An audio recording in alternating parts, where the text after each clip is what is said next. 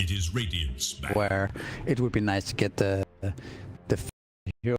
Does all lineups, how they match up against each other. I think it's a pretty free morphling game. Does Kuroki know that they've got their headsets on, by the way, whilst he's talking to them? He was doing some final words without a headset, and they all had headsets on. Do you think they could hear him? Yeah, but right. A little worried that, you know, he's trying to do some like hype speech and No. maybe you don't need hype speeches nowadays. Okay. People can hype themselves. Well, I mean, I say hype speech. They're professionals. Sure, they don't need the hype speech. Yeah. Yeah. Nah, but what I was gonna say before is that I feel like it's a very good morphling game, and I don't know how they are really going to kill them unless Alchemist is literally on top of him, like going ham, right? So.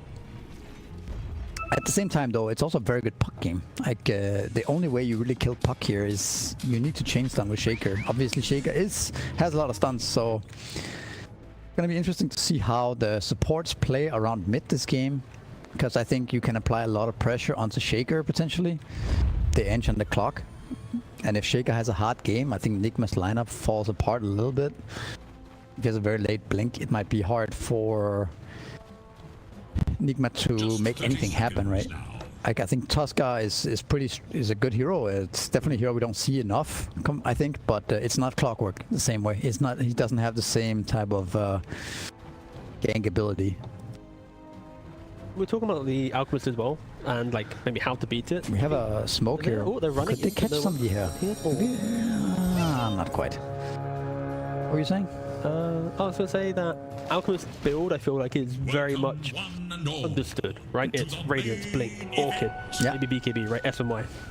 So the fact that you now have a Shaker who likes to go Blink, Ags, BKB, you have a Morphling that likes to go Vlad's Manta, and a Bristle that likes to go like Vanguard, Pipe, Lotus. Like every core on Nigma, around 25 minutes into the game, they're ready. Will be ready for Alk. So if Alk at any point is delayed, like let's say his Blink is now at 16, 17 minutes, his Orchid at let's say 22.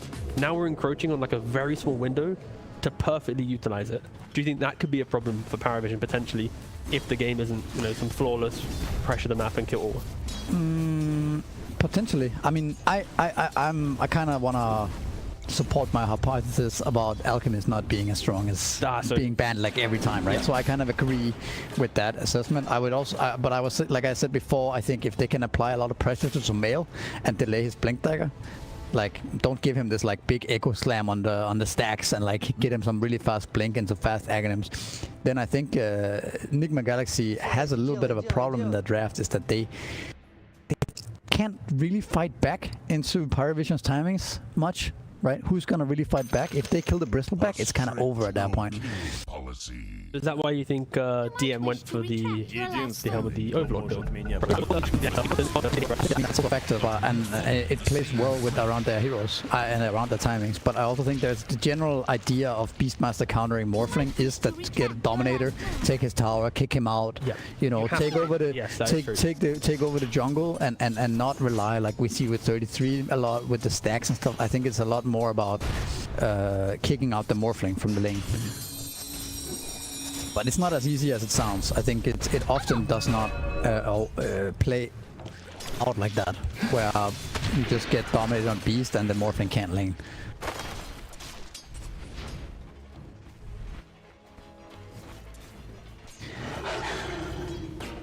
So I think the early movements of Ducalis is gonna be important this game. Hitting level 3 to 5 and putting a lot of pressure with the puck mid, using the coil, the first coil onto the Shaker, securing the puck runes. I think it's gonna be hard for. It should be hard for Nigma to fight the runes, right? Against Clock Ench, I would say. Clock Ench support duo is disgusting. If it ever gets to pair up and make the same move, then it doesn't get much better than that early game. S tier. By the way, we talked about the Alchemist and the camps behind the tower, which kind of plays perfectly into Alchemist. And we see they did block one of them, Nigma. So it's I think that's a good, maybe something you have to do, kind of, right? You give away Alch and you both teams block one of the camps.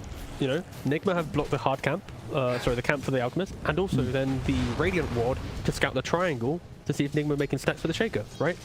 Yeah. Both teams have made the early game choices to ensure vision, right? We have the Radiant vision to stop Dire and the Dire vision to block the camps, right? So I think both teams have kind of set up the map in like, the correct way. Yeah. And 9 class, he jumped a little bit here, but no additional damage to secure the kill.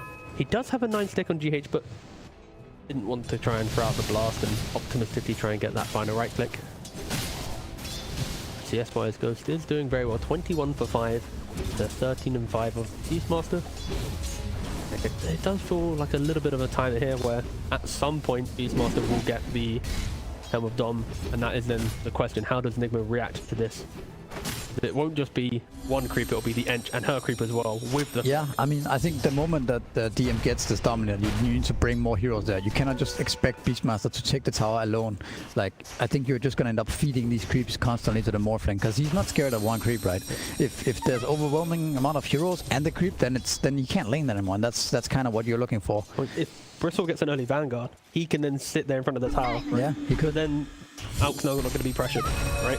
But that's where the layers of Paravision draft comes to light, because if Bristle has to defend top go tower down here, actually, and then Nuke dies bottom, then yeah, I think early on, I think Paravision already kind of setting that foundation of we are going to break this map, and you know it's coming, but you just don't have the resources. Maybe there's some of us know one kind of mid matchup that can kind of sway the kind of tempo of the game that we are expecting, but at the moment it does seem very close between the two mid laners, both sporting 21 CS and one additional deny to the way of the Earthshaker. The one thing we saw last time Nigma played was that they played Ricky Bristleback against the Dragon Knight, right? And the Bristleback had such a free lane against this Dragon Knight. Alchemist is not quite the same though. Alchemist... You can punch back. Yeah, exactly. Like Alchemist can actually be really aggressive, and Bristleback does not have that much armor, so the acid spray is really gonna deal a lot of damage to the Bristle. So I think Noob is not gonna have such a free game as he had last time. And that's kind of what made him look so strong in that game, is that he had this completely free lane, right? And what happens if his lane isn't free, and then the stacks in the triangle? Shaker always wants to take them with the first. Yeah, right? because he's also going to be pressured. We already see the clockwork moving over, right? And the Ench is also moving. So exactly what we talked about is going to happen here. So yeah, then you're going to have big problems, right? The Bristle cannot take the stacks. Shaker's going to want those. And if Bristleback is... Okay, well, if Tukalis ends up going down, that's kind of a big deal here. Nice kill for Sumail. A little feat here. GH, he's returning the favor. He's also going for another one. Yeah. May you ride on nether zappers. Taking the ward too, but... If Bristle doesn't have a good game, like he's not going to be this tanky frontliner that he was last time, right? And then it's not going to be the same dynamic. He might not be able to defend against the Beastmaster as well.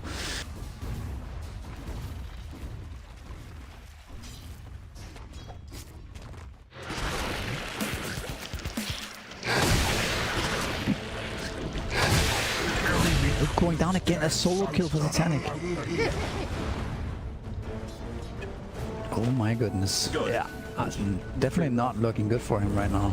And if you look at the net worth now, this is where the Alchemist is starting to become a little bit scary. If you don't make any move on him and he gets such a free lane, such an early Radiance, maybe it's going to be too much to deal with this. I mean, he's going to have 5,000 net worth at around 7 minutes. That is... Yeah, that's a lot. You haven't even farmed, and you haven't actually farmed any stacks or anything. Like it's literally just from the laning phase. It's just pure, killing and Evil's greed. We have the a minute. What's going to come up? And it's going to be 1 for 1.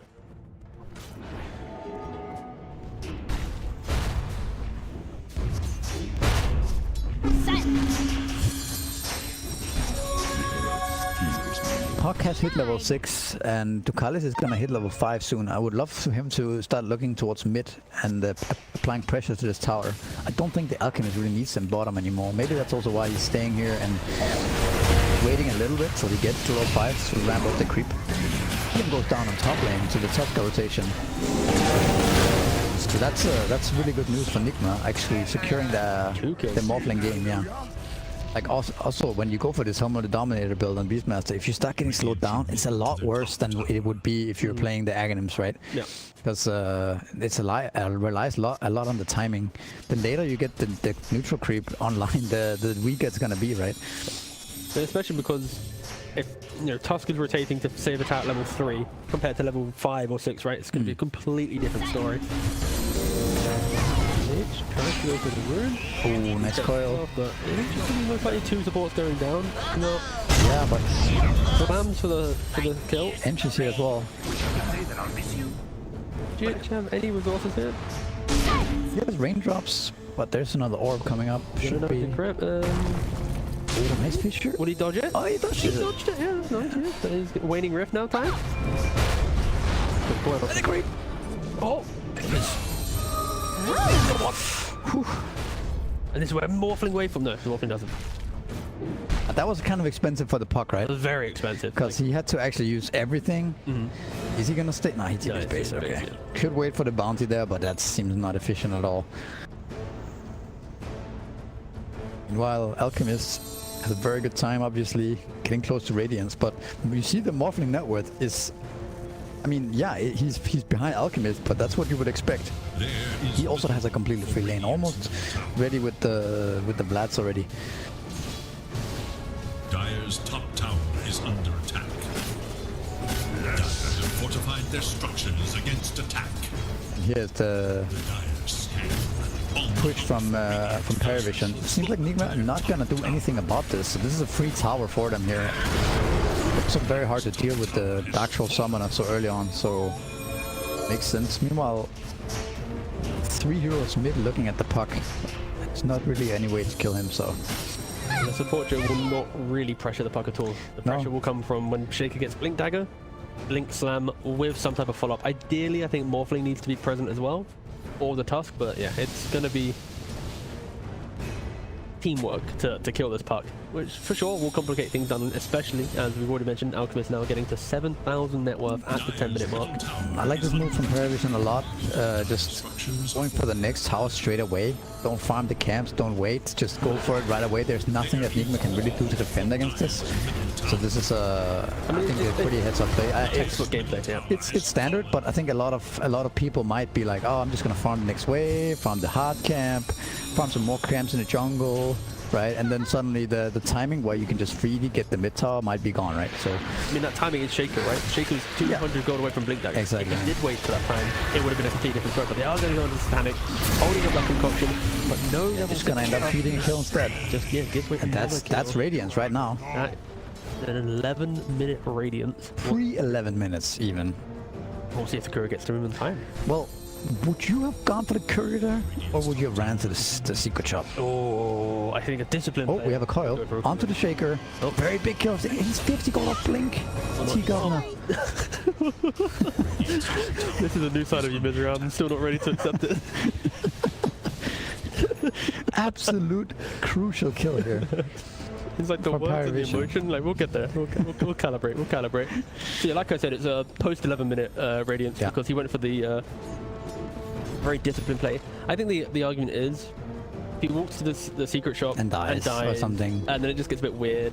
Yeah. Does he really need the Radiance that quickly? I kind of respect him using it doesn't matter, right? Like, he's farming the creeps in the lane anyways. 20 seconds of efficiency, but never died, right? So it's correct. And 5,000 gold lead. Of course, about 3,000 that is on the Alchemist, but still the supports and the other cores are holding a bit of net worth themselves. This is where the greed is really gonna start to kick in here. I'm gonna walk into the triangle here and look what's going on. They see him. There's nothing they can really do though, I feel. I mean, to be fair though, Nigma didn't really make any stacks, but this is... he stacked them for himself. There was a double ancient and no one looked for it. The Bristle didn't go, the Shaky didn't go, it was... Yeah, he was also kind of able to do that because Bristleback was so low in the lane. Mid lane, and they're gonna try to kill the puck here. There's the Echo. Do they have damage? Yeah, they do. Okay, that was easy. Really good rotation though from Morphling. You know, like mentioned, if he doesn't rotate, I don't think I don't think so too. Very, very good move there. Yeah, and here comes the mid tower damage. do have a glyph on Radiant, so they should be able to defend us. Radiant structures are fortified. Dire's bottom tower Alchemist didn't complete the blink dagger. So, oh, another jump from Sumo. Yeah. Okay. Be careful though, because Alp wants to join the fight. Like, Blink's ready. Hookshot misses. Yeah, this is such an early blink Radiance. Oh jeez, it's pre-13 minutes. That's there's a lot of pressure that's coming your way the next 5-10 minutes here. And I think Alchemist doesn't have to farm his own camps. He can just farm yours, right? You have to run away from him. He's way too strong right now. Nice little snowball there. But is it gonna save you though? It seems like it. Questioning. Wait, GH is all right. Can you juke the Clarity of Paravision? No, you can't. Let's give him another kill. There is little hope for It was just a bit of a 1-by-1. We have Shaker actually being in as well. No echo on him though. Yeah. But Demon is very deep here. It's a little bit too deep here for sure. And Ducalis is also... Wow, alright. That's a 4-man coil though. A big coil, but Slam's got up 40 seconds, doesn't matter. Satanic just returns to the fight and just starts clicking everyone down. It's just like a slow... Yeah, but so you certainly lost some heroes, but I feel like this pressure is still worth it for Paravision, right? They don't care. And they're gonna keep going. Now he hits the Get noob as well. Yeah. Alright, goes. 1v2. There's no real damage from Nigma. Like their draft is built around getting. But I think, like we talked about a little bit, is that you can't overextend too much on Paravision. As well. But I mean, you have the puck as well, to be honest. He's also crazy scaling, right? Okay, how many people in an Echo Slam? This is for Twitch chat as well. Okay. Like, how many people in an Echo Slam does it then become exciting for you? Like a 2 to 3+. But I think I have high expectations for this game, so maybe 4. But it's between 3 or 4. How about a 1 on the Beastmaster that makes him half HP? How about that? Was that hype for you? Yeah, no, you can see from my reaction how I was out of my seat, vibing the hell out of that slam. Morphling is... Yeah, oh, no, he's a puck as well, so he might get out actually. I mean, the observer has no idea where the puck went. If this was a pub, somehow the bristleback would be flaming everyone else. Like he'd be, ripping into the tusk dying here. He'd be flaming the morphling for not having something. Like they are gonna have to show some resilience to get through this.